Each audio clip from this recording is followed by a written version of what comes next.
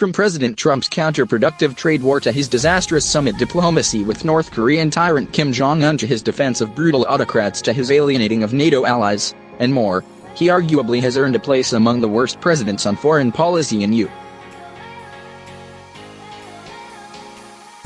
history. That, however, doesn't mean that the eventual Democratic nominee need not present his or her own foreign policy views. To the contrary, the Democratic nominee still will need to pass the credibility test as commander-in-chief and should, if able, use foreign policy as one more reason to boot out Trump. What, then, should Democrats be saying about foreign policy?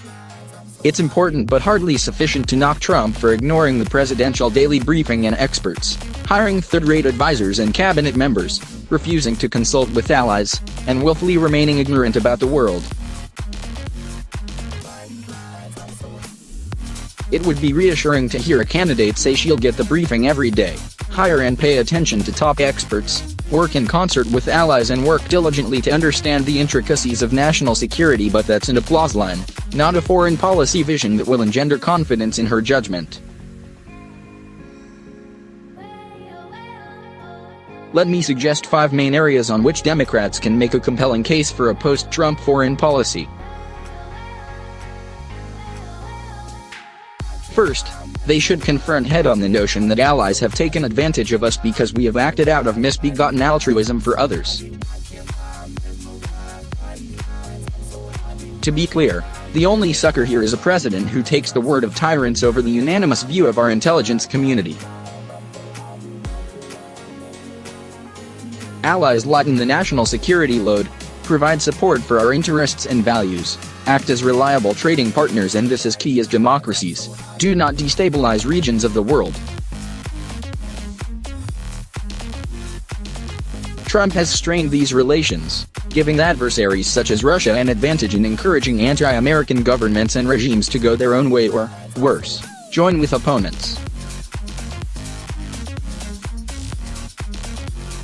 As the world's only superpower, we of course lead the Western alliance and occasionally must act unilaterally, but we would be far weaker if we had to do it all on our own. Second, the West is in an existential battle with illiberal regimes. Some of them, such as Russia and China, have the ability to do significant harm through espionage, intellectual property theft, asymmetrical attacks on the United States and our allies, and assistance to rogue states and non-state actors. We need to marshal all instruments of power: military deterrence, diplomatic and economic pressure, and exposure of their human rights abuses and kleptocracy. We set back our interests by ignoring or, worse, excusing their domestic repression. Along with those powers are rogue states, e.g. Iran, Syria, North Korea, who pose a threat through possible acquisition and use of WMDs, support of terrorist groups, and violations of international law. When we create dissension on our side, as Trump did by pulling out of the Iran deal and shattering NATO unity, we weaken ourselves. Our aim should be to sow division on our opponent's side and promote unity on our own. Trump does the reverse.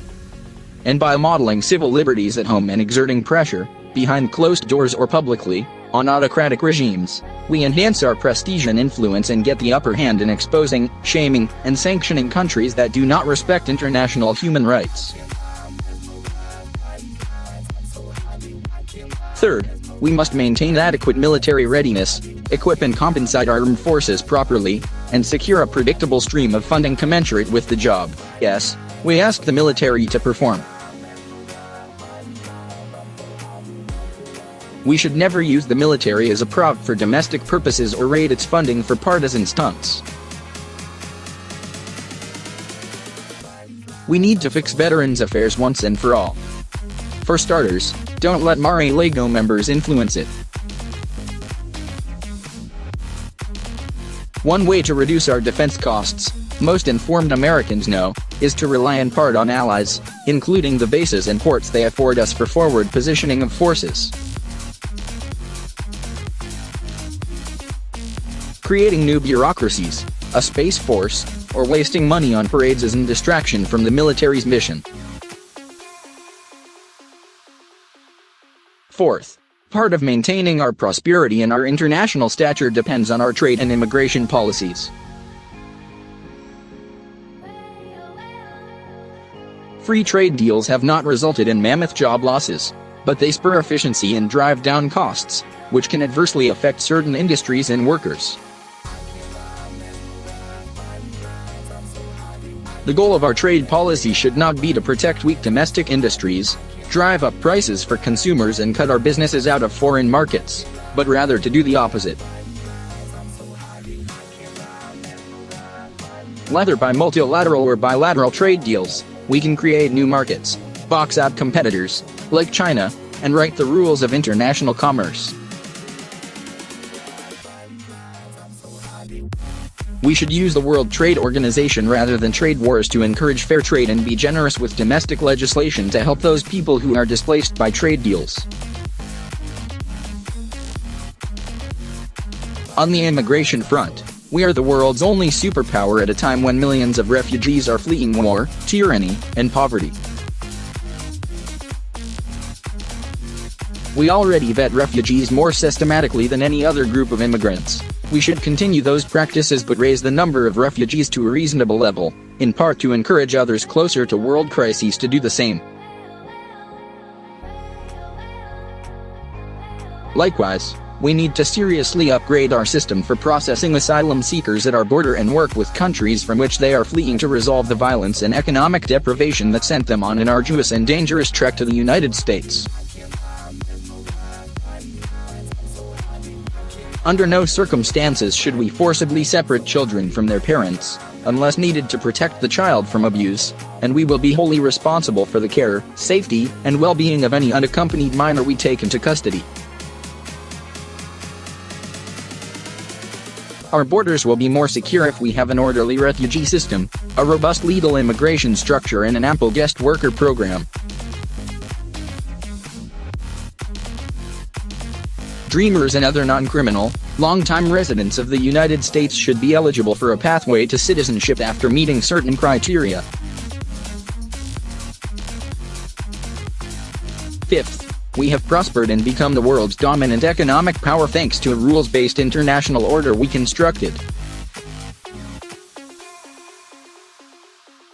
Pretty clever of us. That means it is in our interest to maintain and reform international bodies as well as use foreign aid a pittance in terms of our overall federal budget to prevent health epidemics, head off situations that create even more refugees, raise the standard of living for potential trading partners and promote respect for human rights. Cutting or threatening to cut foreign aid is a political stunt, to avoid facing the real drivers of our debt, diminishes our influence and empowers adversaries. C. How hard is that to espouse? Yes, candidates should answer specific questions. Might we need to leave troops in X country?